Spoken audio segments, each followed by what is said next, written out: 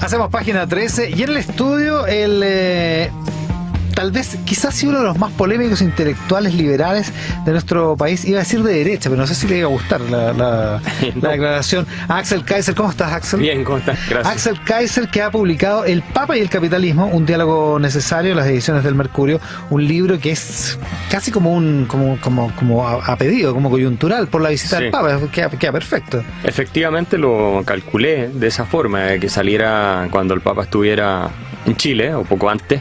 Hace mucho tiempo que vengo siguiendo yo a Francisco en sus declaraciones bastante polémicas sobre el capitalismo, el mercado, porque tienen impacto, tienen influencia, han generado también mucho escozor dentro de ciertos sectores de la Iglesia, y también de intelectuales católicos importantes. Por ejemplo, Michael Novak, que es el famoso teólogo católico que fue muy cercano a Juan Pablo II, que antes de morir alcanzó a referirse a Francisco de manera amistosa pero crítica, o sea, con grandes diferencias en su análisis económico. Axel Kaiser, digamos que es abogado, es uno de los columnistas más importantes del país en estos momentos. Tiene columnas en el Mercurio y en el Diario Financiero, autor además de varios libros, y este es el último volumen. Partamos por lo primero. Tú no eres católico. Yo no soy católico, no. Eres cristiano, dices tú. Yo me defino como cristiano porque comparto la filosofía fundadora del cristianismo. Pero no eres un hombre de fe. Soy un hombre de fe oportunista, creo cuando me conviene. En esa época yo comencé a leer sobre él y me saltó a la vista de que era un papa muy influido por el peronismo, por toda esta doctrina política que existe en Argentina en honor. El nombre viene del general Juan Domingo Perón, que gobernó el país varias veces. Que es una doctrina, ahora es un cajón desastre porque cabe de todo ahí. Cabe de todo, pero el común denominador es que es una visión... O sea, digo, hay peronistas de derecha y peronistas de izquierda. Sí, pero todos comparten una cosa, que es esta visión, entre comillas, populista de la sociedad. O sea, que hay un grupo que supuestamente abusa de todos los demás y por lo tanto el rol del Estado es reivindicar, proteger, incluso redistribuir riqueza masivamente, fortalecer los sindicatos, la economía media mixta entre el Estado y el sector privado. No es la cosa socialista planificada. Hay gente que dice el Papa es socialista, el Papa. No es así. Su visión económica es más esta cosa cooperativa o corporativista. Que, capaz de ponerle prueba a estos grupos que abusan, digamos. Claro, ahora, que ellos creen, cierto, pero al final termina siendo lo contrario. Pero no es cierto, vamos a ir a eso, pero no es cierto, estamos con Axel Kaiser, autor de El Papa y el Capitalismo. ¿No es cierto que hay grupos que abusan en la sociedad? Absolutamente, pero no solamente entre los empresarios, también hay grupos que abusan como líderes sindicales, que capturan, ¿no es cierto?, al poder político para ellos obtener beneficios que nadie más obtiene. Entonces todos los grupos de interés abusan de alguna manera. Los grupos de interés, todos los lobbies pretenden finalmente sacar ventajas a expensas de los demás.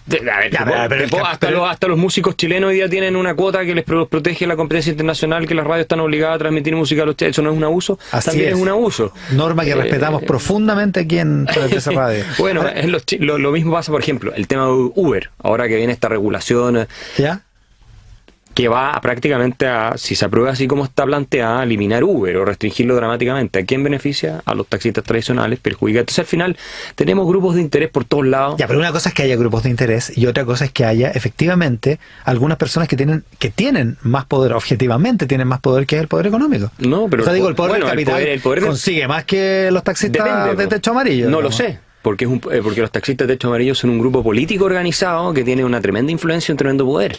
Y por eso, fíjate tú cómo se ha regulado Uber en otras partes del mundo, a tal punto que incluso en algunos lugares se ha ido Uber. Ya se ha eliminado, el servicio no existe. Y en algunos países no existe. En Alemania Uber no existe. Porque los taxis son tan poderosos. O sea, los taxis tienen mucho más poder que Uber, que es una empresa multinacional que vale decenas de miles de millones de dólares. ¿Te fijas? Entonces, los taxis organizados... Pero que no tiene ningún empleado. Que tiene pocos empleados, claro, no es que tenga muchos empleados, pero tiene pocos empleados.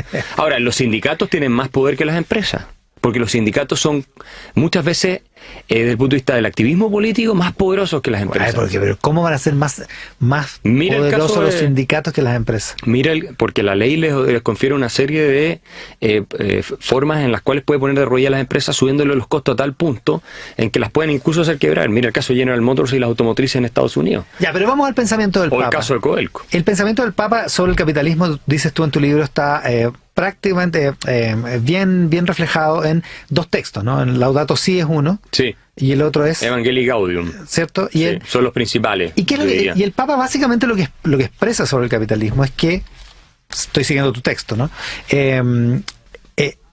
Hay un tipo de sociedad o tipo de economía que lleva a producir gente que es, en palabras del Papa, descartable, así es. Y luego ocultable, para que no la veamos, para que la sociedad pueda seguir funcionando. Ese es básicamente el diseño de ese tipo de economía. ¿Por qué no es esa una buena descripción del capitalismo?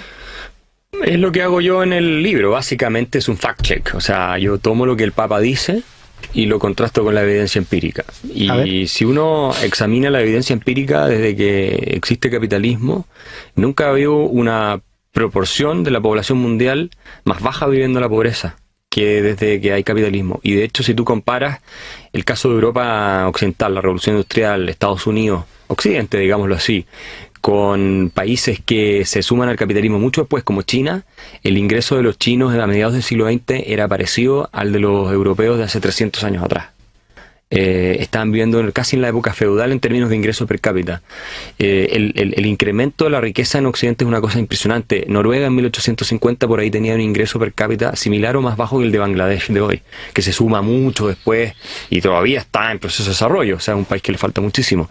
Entonces, la verdad es que es al revés. Es el sistema de mercado, el crecimiento económico, el capitalismo, y esto lo saben todos los economistas, lo que ha permitido la reducción dramática de la pobreza, y en algunas regiones del mundo ha desaparecido. Digamos, en Europa hoy día tú no encuentras esos bolsones de pobreza que hace 200 años era común. O sea, yo cito ahí al historiador Yuval Harari cuando él habla de tiempo antes de la revolución industrial, como la hambre y las pestes mataban 20%, 30% de la población. Como o sea, hay menos pobres, dices tú, hay menos miserables. Hay mucho menos miserables, hay mucho menos gente pobre, y eso que la población mundial se ha quintuplicado o más en los últimos 300 años. Entonces, pero sigue habiendo pobres y sigue habiendo una desigualdad aún más profunda, dicen los economistas, particularmente los de izquierda. Eso también está en una de las frases y afirmaciones del Papa Francisco, pero ahí yo tengo citado a Javier Salay Martín, el economista español, que se especializa en eso, en la desigualdad, profesor en la Universidad de Columbia también, y él muestra que en realidad la desigualdad en los últimos 100 años o más ha ido disminuyendo. En agregado global ha ido disminuyendo, porque además es obvio, antes había países ricos y países súper miserables, y hoy día China es la segunda economía del mundo. Entonces, ahí se ha ido igualando. Ahora, dentro de China, claro, se empiezan a producir desigualdades que antes, cuando todos estaban en la miseria, no habían, pero en el agregado la desigualdad ha ido cayendo. También hay países desarrollados donde la desigualdad sí ha aumentado, y eso es verdad. Pero la explicación ahí, algunos dicen que tiene que ver en parte con las tecnologías, porque va reemplazando mano de obra poco calificada, te fijas tú, y por lo tanto hay gente que se queda sin empleo, pero una parte importante tiene que ver también, aquí volvemos a lo que estábamos conversando antes, con la captura que ha hecho el Estado, la colusión entre poder político y poder económico, que en el caso de Estados Unidos es una de las razones que ha llevado a que grandes grupos corporativos de empresas y otros y sindicatos y lo demás se llenen los bolsillos, mientras el ingreso medio del americano no ha subido en los últimos 20 años. Estamos en página 13 con Axel Kaiser, autor del Papa y el capitalismo, un diálogo necesario.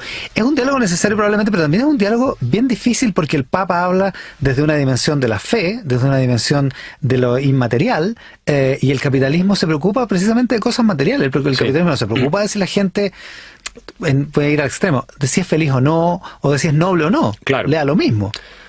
Bueno, es que, ¿Y al Papa no le da lo mismo eso? Es que el capitalismo es un sistema de organización económico, básicamente. No es una religión, no es una filosofía, nada. Pero para algunos es una religión, digo.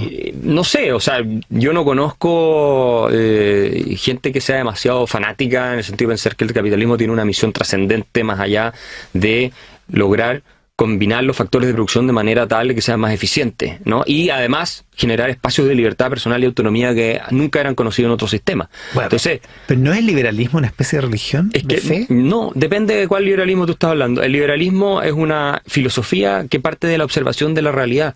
En economía parte del famoso padre del liberalismo económico bueno, Adam Smith, se supone. Pero lo que hace Adam Smith con su libro pionero, que es La riqueza de las naciones, ¿qué fue? El tipo dijo, a ver, observemos, por eso el libro se llama Una investigación acerca de la causa y el origen de la riqueza de las naciones. ¿A qué países les va bien, a cuáles les va mal?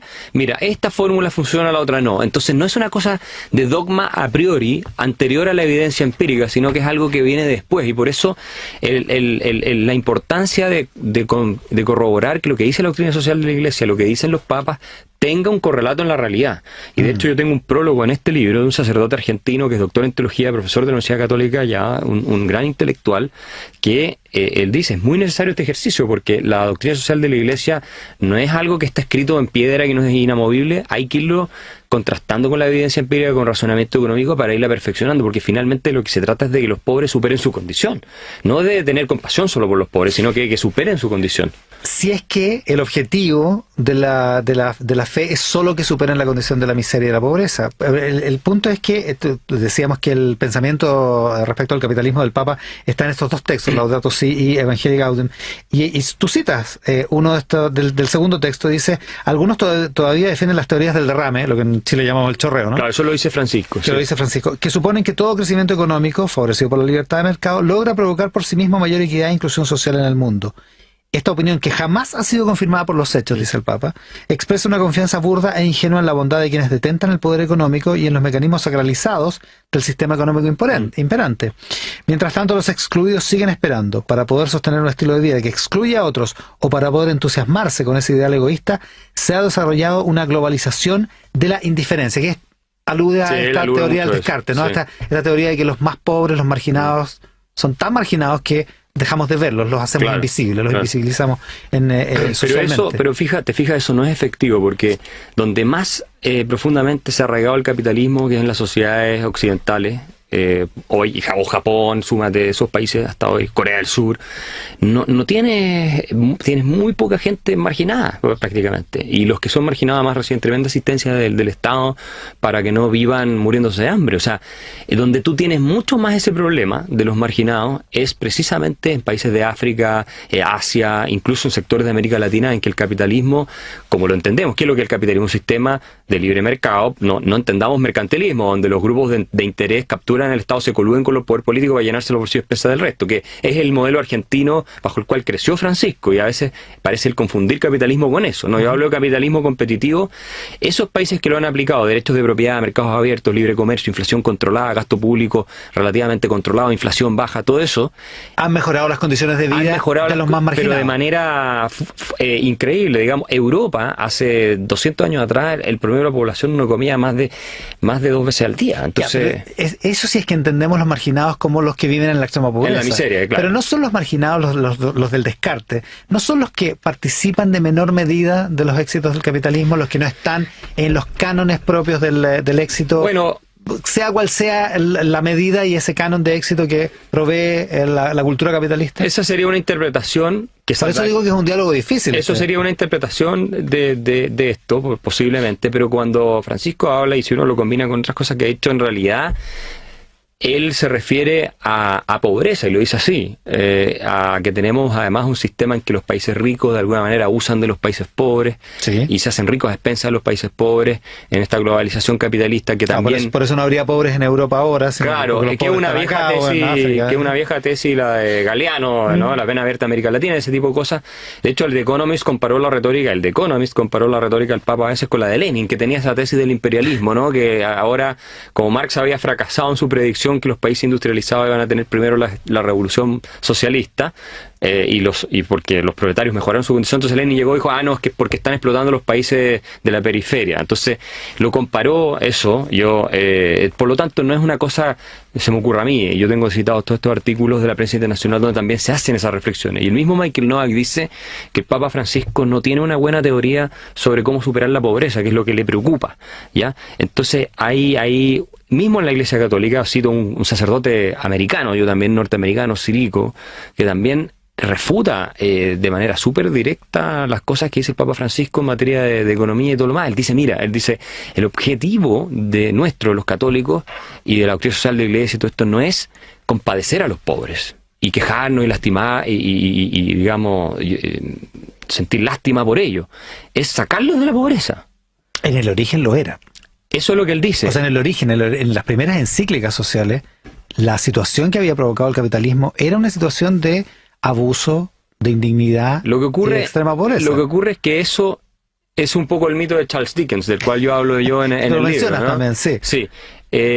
Pero si tú comparas, obviamente la situación estaba lejos de ser ideal y había mucho abuso, pero si tú comparas la vida antes, en los campos, donde la gente se moría de hambre, y de cualquier plaga, y donde también había un montón de abusos, es que no era mejor la situación tampoco. Claro, uno lo compara con el estándar que uno tiene hoy día.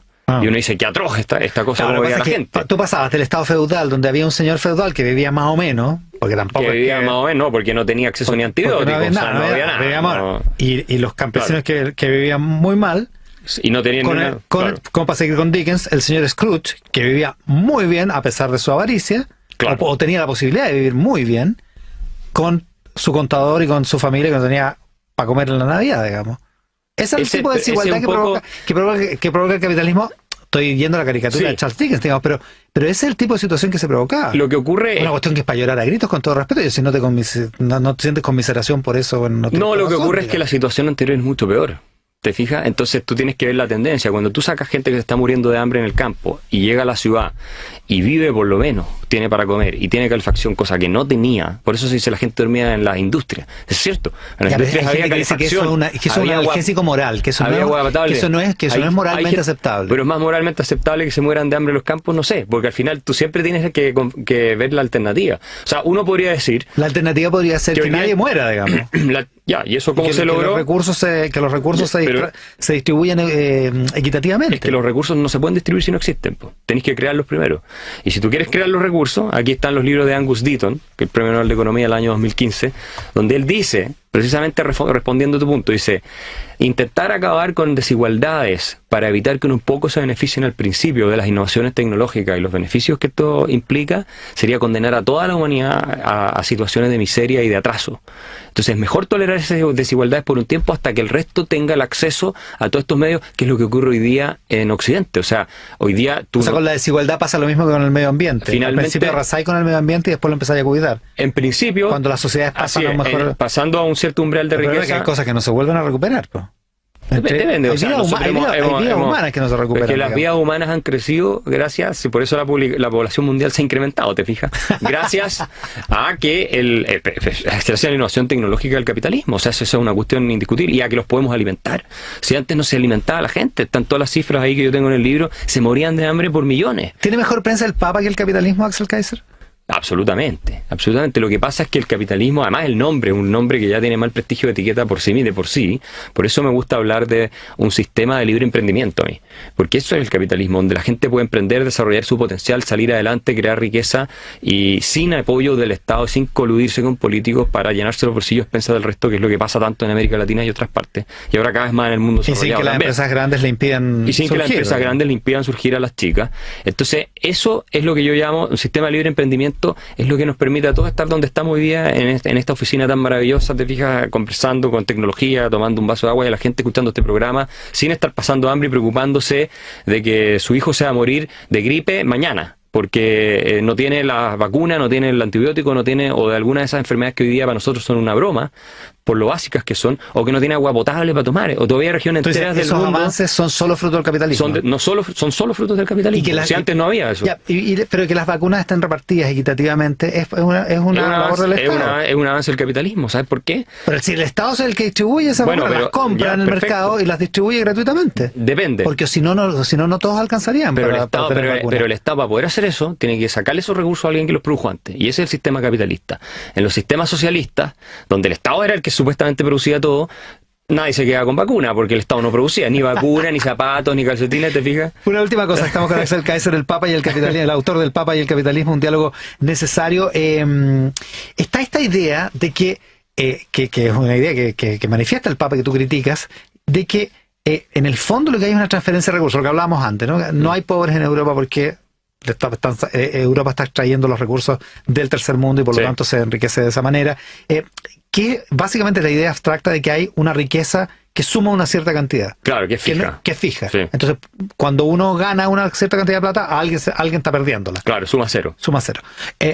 Y el capitalismo defiende una idea contraria, que es que la riqueza se va creando de alguna manera. Exactamente. ¿En qué se sustenta esa idea?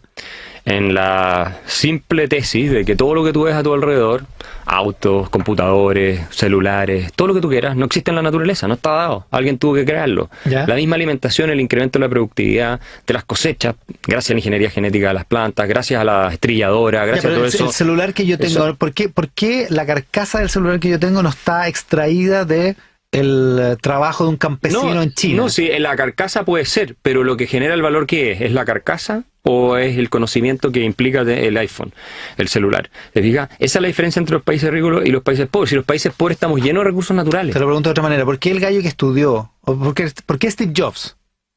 Bueno, no estudió. Que renunció pero no terminó, a la universidad, claro. ya, pero que estuvo en Stanford y se fue.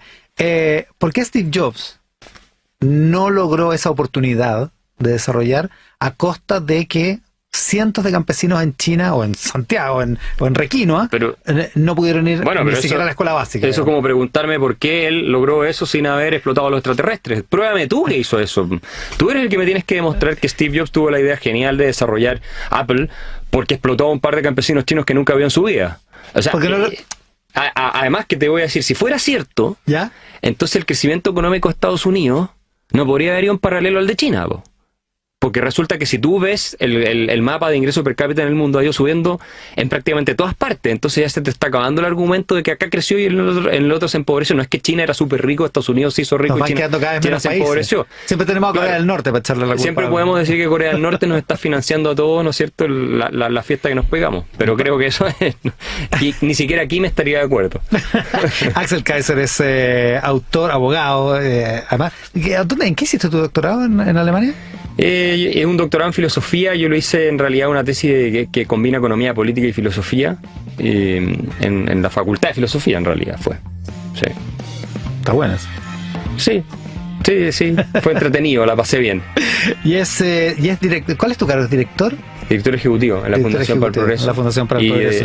¿Qué es lo que estaba buscando en tu currículum acá y no lo podía encontrar? Sí, está por ahí dando vueltas. Axel Kaiser es autor del Papa y el Capitalismo, un diálogo necesario, un libro que comentamos hoy en página 13, justo antes de que venga el Papa Francisco, a quien Axel Kaiser va a escuchar con mucha detención la próxima semana. Y le deseo lo mejor acá en Chile, porque creo que, y no entramos en esa parte, pero que todo su análisis espiritual y la importancia que tiene la fe y lo que tienen las relaciones humanas y el amor en la vida es mucho más importante que sus comentarios sobre el capitalismo, que son algo desafortunado, y de ahí podemos aprender de él. En lo otro creo que se equivoca. Axel Kaiser, que además es un cristiano pero no católico y que reflexiona respecto del pensamiento económico del Papa Francisco. Axel, muchísimas gracias por estar con nosotros hoy día. Muchas gracias.